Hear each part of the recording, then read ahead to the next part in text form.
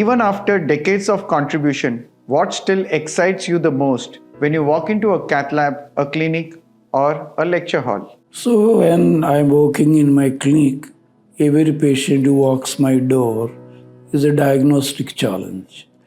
So, I see it as their disease as a crime, which I need to solve it as a detective. That gives me a big high when I know what the patient has. Not infrequently, we find patients with very unusual diseases, very unusual complications.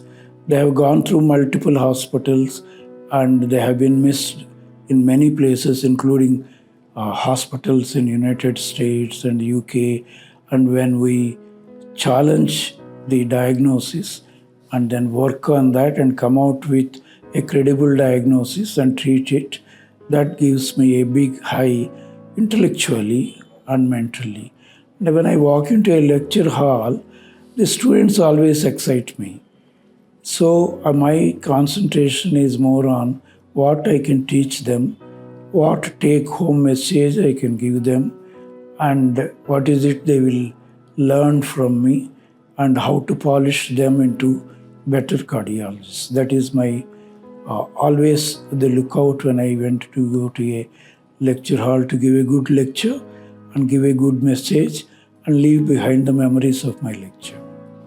Longevity in medicine comes from falling in love with a purpose, not the position. You have created programs and labs in environments that weren't always ready. What kept you going in those uncertain phases? See, every day when you walk into the hospital or when you walk into the labs, both invasive and non-invasive, the uppermost thing in my mind is that how to solve the problem of the patient. So that is very exciting, very challenging. So that is where we start, that is where we end. And at various phases, there were difficulties, obviously.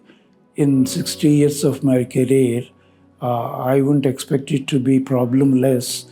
The problems being when I first worked as a professor, there was nothing except I told you that an ECG and X-ray, and there was not even a single bed for my patients. But luckily for me, the superintendent and principal of that hospital and medical college was my own teacher during my MD and MBBS days. So he went out of the way to provide what all I wanted. I just have to put up a request. He would just sign even without reading it. Then later on, when I went to All India Institute of Medical Sciences, I was a student. So if there is a problem, I would represent it to the head of the department. And I was a kind of a favorite of the head of the department. So it will be done. There was no problem. And then when I moved to Hyderabad, so it was all fine, but there were problems of finances, problems of establishing the labs, there were problems of running the labs, acquiring the disposables. So that all required money and sanctions from the budget, but that is not in the hands of the hospital, that is in the hands of the government. So we had to do various irregular things and some regular things to go to access the government of Andhra Pradesh through our political contacts and get things done. When I started working in the private institutions, it was much easier when I was in Care Hospital as a medical director for a couple of years. Then I was the CEO for about 2 years. Then I was chairman of the foundation for 10 years. So I was holding some power. So it was not difficult. If I wanted to do something, I could do it almost without any problem. So that is how my career progressed, I would say, very, very smoothly with no problems. The reasons being, one, when I wanted to do, I would do, and I pursue it. And two, I have a political, connections, so I could get them done. And all the superintendents and administrators were very fond of me, and they were nice to me because they liked my work. And so there were not really tough problems. It was a silky ride. Passion isn't always loud. It often whispers. Try again differently. How did your global exposure through associations like ACC, ASE, and ESC shaped the passion you brought back to India? See, when I was working in All India Institute of Medical Sciences, I had a great exposure to some of the greats in the world cardiology. The surgeons like Donald Ross, Barrett Boyce, Denton Cooley, Walton Lillihai, and Subramaniam, and many others who had come there as faculty, and also cardiologists from Britain and United States like Dr. Kanu Chatterjee and Oakley.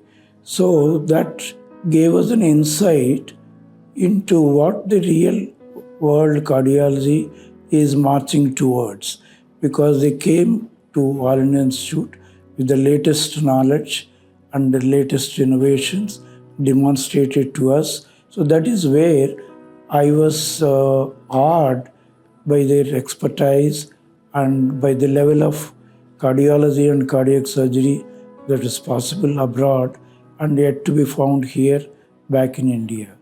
Then later on, when I went as a faculty to European Society of Echocardiography, European Society of Cardiology, American Society of Echocardiology, and then American Society of Cardiology, I had great exposure to some of the big minds, big researchers in the field of cardiology.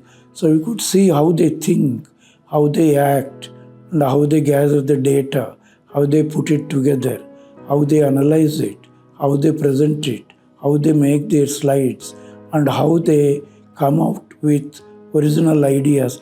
That is what inspired us to do something on those lines once we are back home here, and that resulted in some of our own work which got published. Broaden your lens. Local excellence is sharpened by global perspective.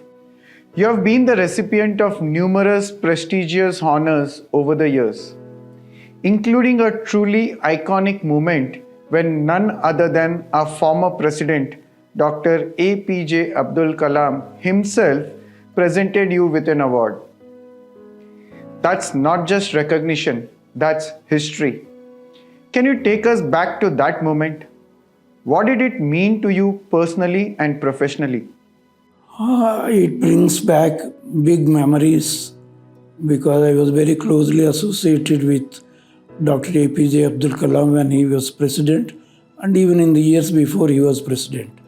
I first met him in 1999 in Hyderabad when he was the chief guest for one of my conferences. Again in 2021 for the national conference, he was the chief guest. From then on, we were quite close. He would visit us once in 3-4 months, and I would go there and stay with him in Rashtrapati Bhavan every 3 to 4 months. So we grew close together over many years till he passed away, unfortunately, in Meghalaya, Shillong, where he was delivering a lecture to the students.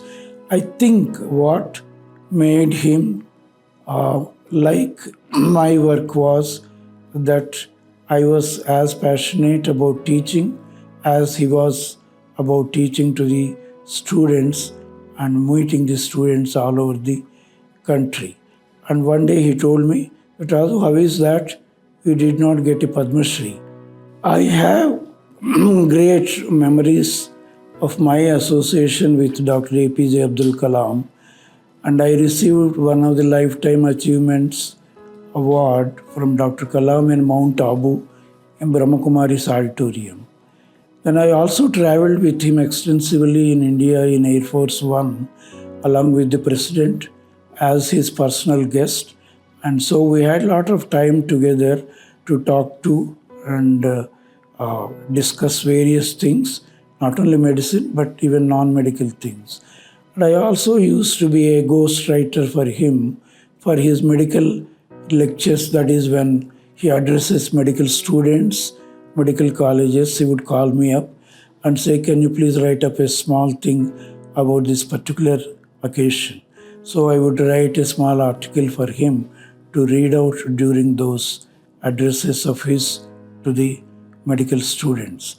So I was also his doctor. I was treating him for some of his medical issues. So I was quite fortunate to be associated with him, and he was very fond of me. I visited his house in Rameshwaram and also his museum, which was established after he passed away. That was one of the greatest moments when he was my friend, my patient, and also co-traveler, and was very enthusiastic to introduce me to many people in the congregations wherever he was invited. I was embarrassed, in fact. He introduced me to Dr. Venkateswamy of Aravind Eye Hospital in Pondicherry, where he went there to inaugurate that hospital. He called me up, introduced me to Dr. Venkateswamy, saying that Dr. Raju is the best cardiologist in the country. So then I had to blush myself and say that that is your opinion and not my opinion. So that is how we had some chit chats and some happy memories, and we lost a great friend, lost a great personality of this country. Even with your achievements, how do you keep the passion alive without becoming complacent? So my passion is ignited by my patients, their challenges, medical challenges, and my students. And I have my students, which are the biggest inspiration for me, and they are my cerebral legacy. And wherever I go, wherever in this country or abroad in multiple countries, I find them, I meet them, I talk to them, and they are doing such great work that gives me immense satisfaction, and that is what fires up my belly and then also my passion. Purpose evolves, but it never retires. Of all your projects, academic, clinical, or outreach, which one felt most emotionally fulfilling to lead?